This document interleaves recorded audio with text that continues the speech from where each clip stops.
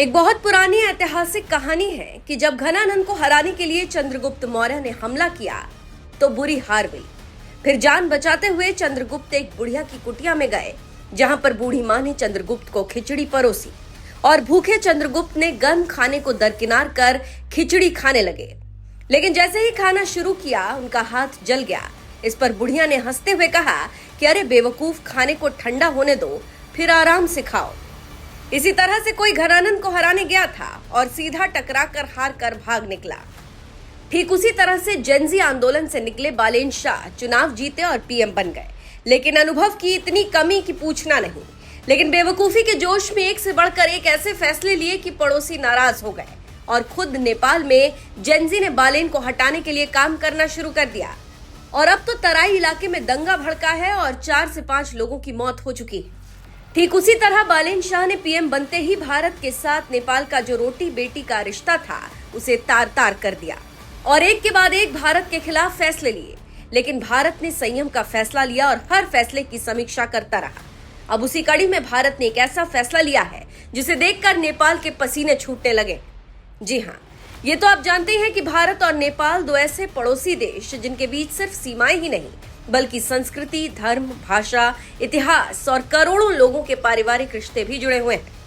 दोनों देशों के नागरिक बिना वीजा और पासपोर्ट के एक दूसरे के यहाँ आ जा सकते हैं। यही वजह है कि भारत नेपाल सीमा को दुनिया की सबसे खुली अंतर्राष्ट्रीय सीमाओं में से एक माना जाता है।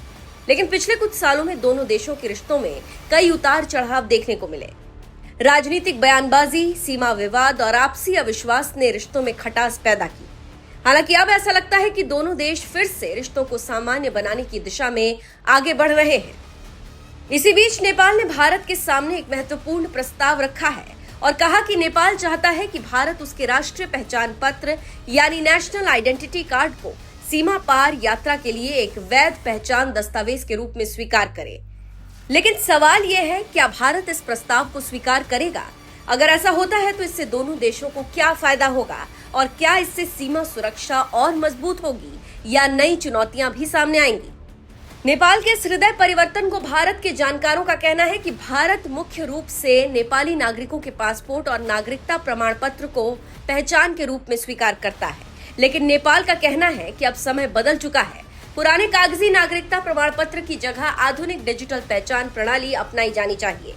अगर आसान भाषा में समझें तो नेपाल का ये कार्ड भारत के आधार कार्ड जैसा है।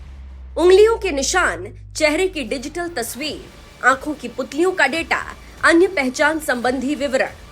जानकार ये भी कह रहे हैं कि नेपाल सरकार धीरे धीरे इस कार्ड को हर सरकारी सेवा के लिए अनिवार्य बना रही है।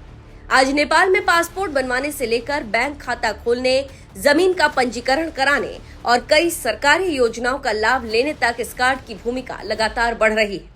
नेपाल सरकार की माने तो पुराने कागजी दस्तावेजों की जगह डिजिटल और अधिक सुरक्षित पहचान व्यवस्था लागू करना है। नेपाल के आव्रजन विभाग के महानिदेशक रामचंद्र तिवारी के अनुसार जून के अंत में भारत सरकार को एक औपचारिक प्रस्ताव भेजा गया। इस प्रस्ताव में भारत से अनुरोध किया गया कि नेपाली नागरिकों के लिए राष्ट्रीय पहचान पत्र को यात्रा के दौरान वैध पहचान दस्तावेज माना जाए। इसके बाद काठमांडू स्थित भारतीय दूतावास के अधिकारियों ने नेपाल से इस कार्ड की तकनीकी और सुरक्षा संबंधी जानकारी मांगी।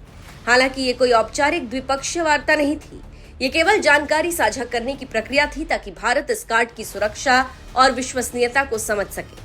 अब देखना होगा कि भारत के दर पर गिड़गिड़ा रहे नेपाल को भारत क्या गले लगाता है या नहीं।